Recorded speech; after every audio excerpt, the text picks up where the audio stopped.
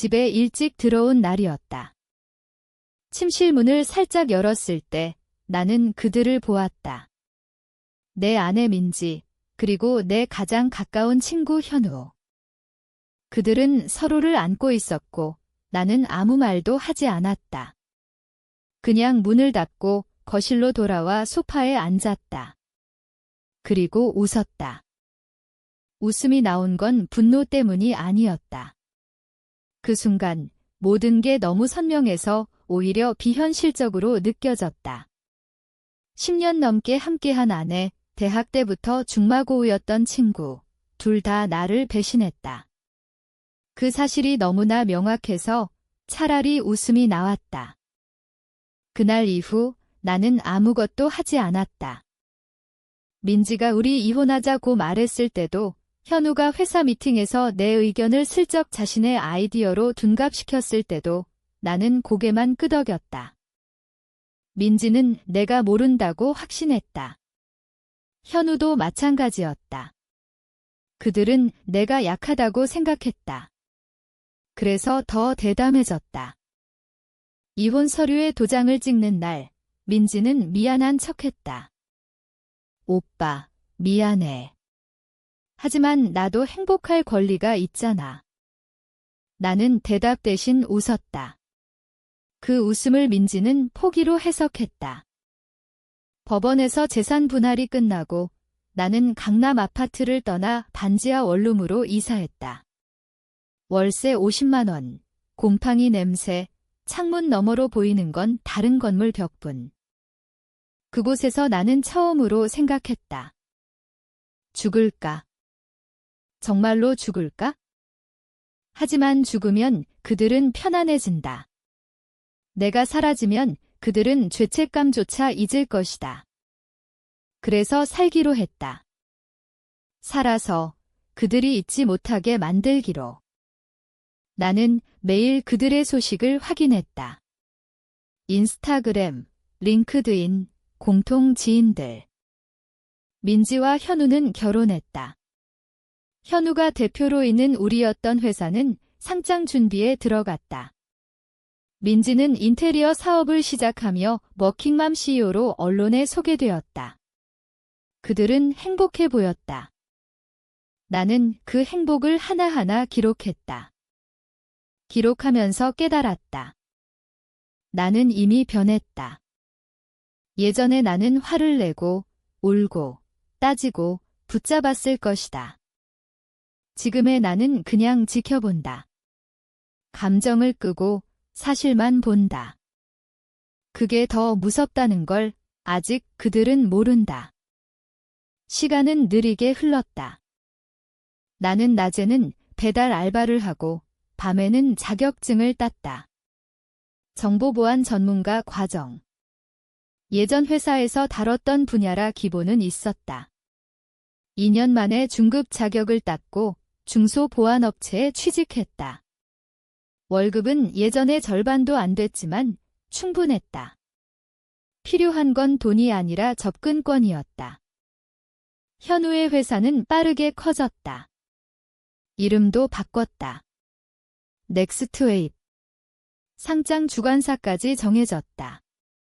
언론은 현우를 30대 자수성공신으로 띄웠다. 민지는 그의 곁에서 완벽한 아내 역할을 했다. 사진 속에서 둘은 늘 웃고 있었다. 나는 그 웃음을 볼 때마다 생각했다. 저 웃음이 얼마나 쉽게 깨질 수 있는지. 첫 번째 기회는 우연히 왔다. 우리 회사와 넥스트웨이브가 보안 컨설팅 계약을 맺었다. 나는 프로젝트 팀에 배정되었다. 현우는 나를 알아보지 못했다. 아니, 알아봤을 수도 있지만 못 본 척했다.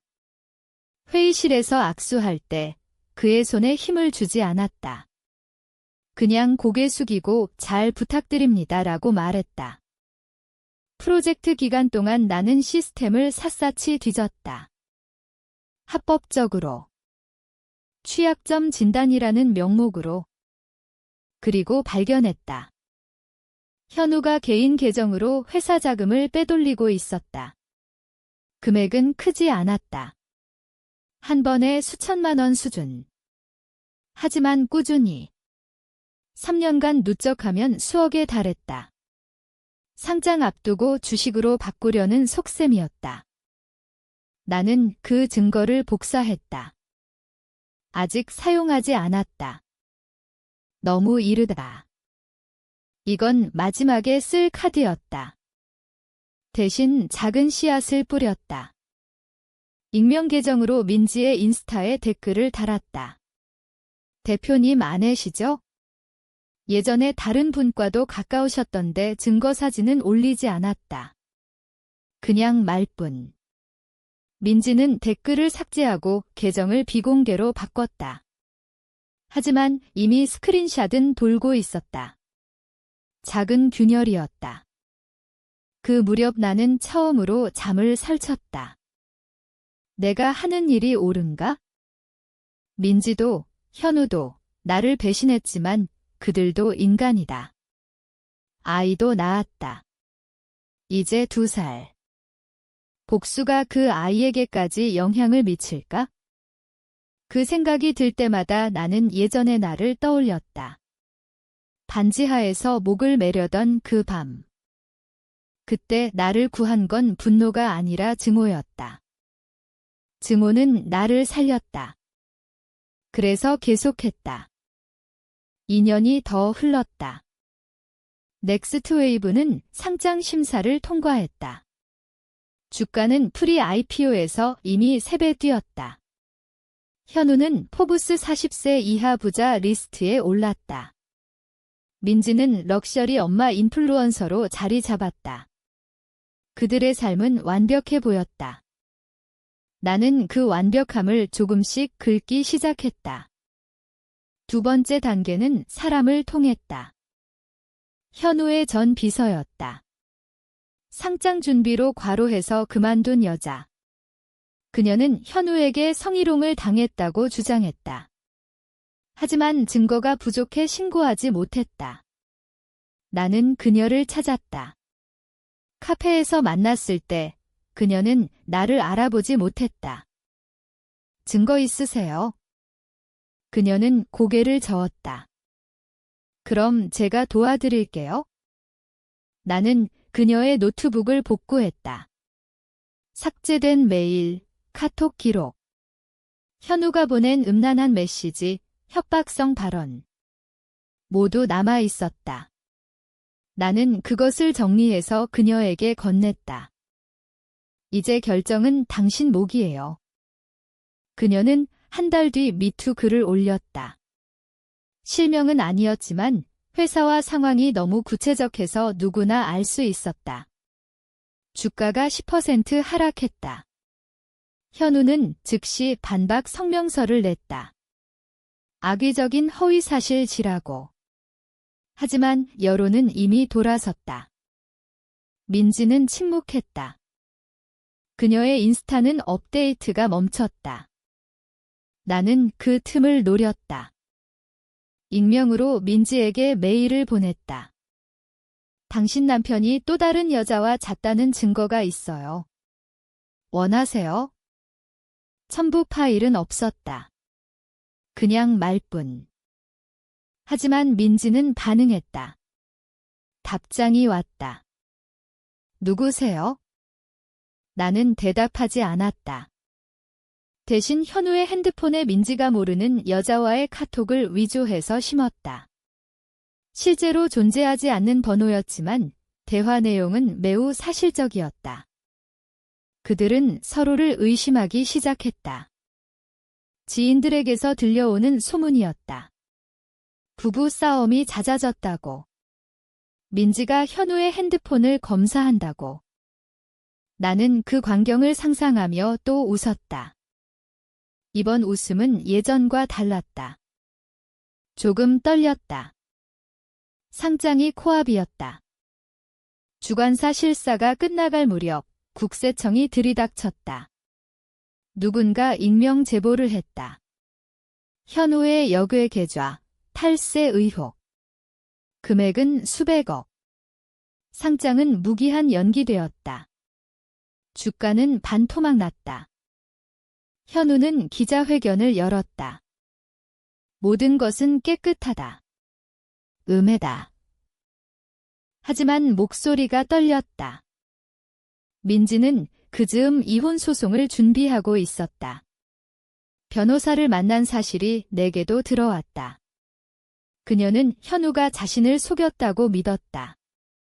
내가 심어놓은 의심이 완전히 뿌리를 내렸다. 나는 마지막 단계를 준비했다. 내가 처음 복사해둔 그 증거들. 현우의 개인적 횡령. 이제는 액수가 훨씬 커져 있었다. 나는 그것을 금융감독원에 제보했다. 실명으로. 조사가 시작되자 현우는 나를 찾아왔다. 5년 만에 처음 보는 그의 얼굴은 초췌했다.